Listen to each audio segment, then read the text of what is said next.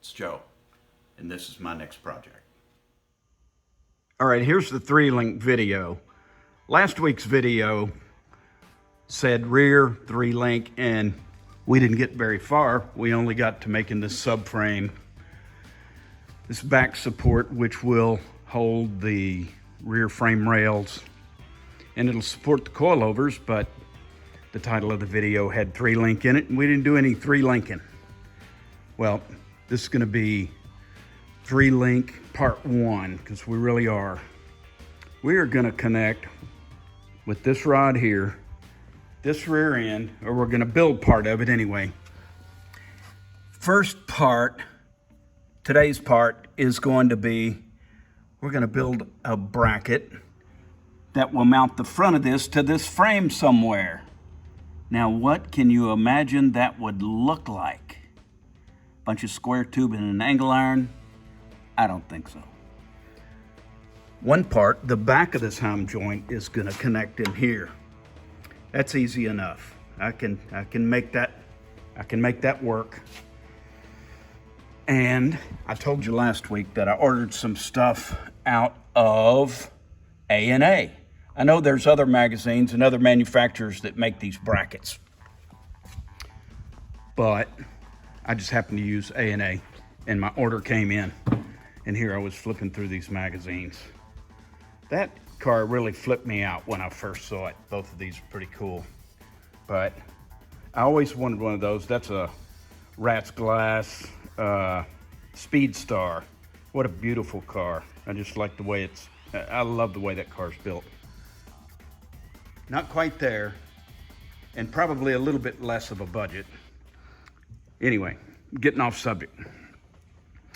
Here we have a lower link with heim joint, and we got all this great stuff. And I noticed in the catalog, A&A catalog, that they had these. So I'm thinking if we had the side of a frame like right here, and you could mount a tube on it, you could slide these over like that. And if you wanted to be fancy, you could put a little cap on it. I don't know if that's Rat Rod approved, but it's Joe approved anyway. And then this would just slide right in there. This whole apparatus, let me see if I can lay it down, it's all gonna fall apart. The whole apparatus would kind of hang out the side of the frame like this. And I can clock this any way that I want. And really what is going to happen is this will be pointing in the correct direction that it needs to point. And this lower link here is not going to be coming straight to it. It's kind of at an angle. Let's do an angle like that. So when I cut this, I'm going to cut it at an angle. And it'll be short. I think it'll be cut way in here. We're not launching the car. It's not a drag car. We're not rock climbing. This is just an easy peasy, just driving a little touring car.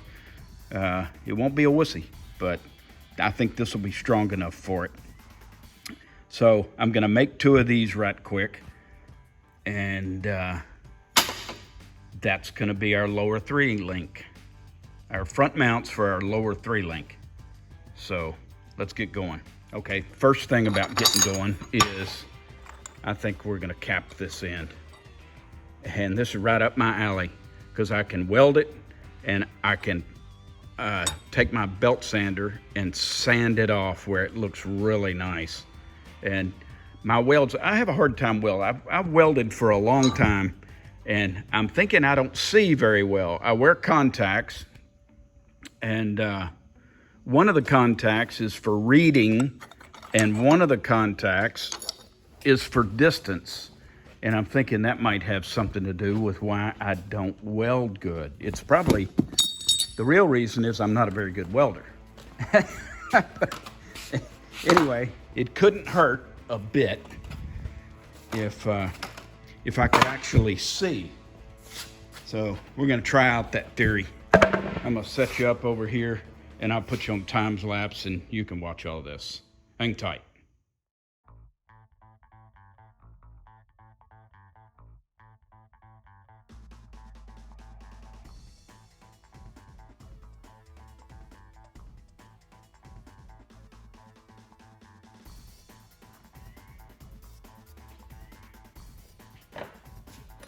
Much better welding. It's the glasses. 350. And I can see out of both eyes. It's really cool. And look, that's decent enough. I don't know if you can see it if I'm holding it in the right spot. Really, not even hot. Because I waited a while. It's a different video. Anyway, let's come over here and I'm gonna grind them off.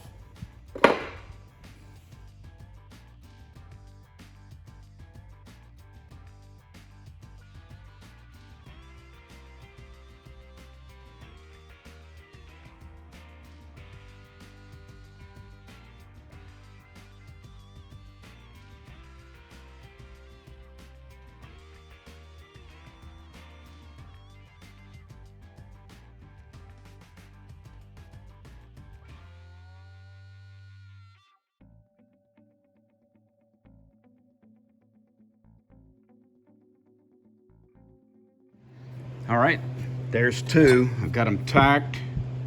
I'm gonna get Aaron to weld them really nicely. He just does such a good job. And these things will stick in here.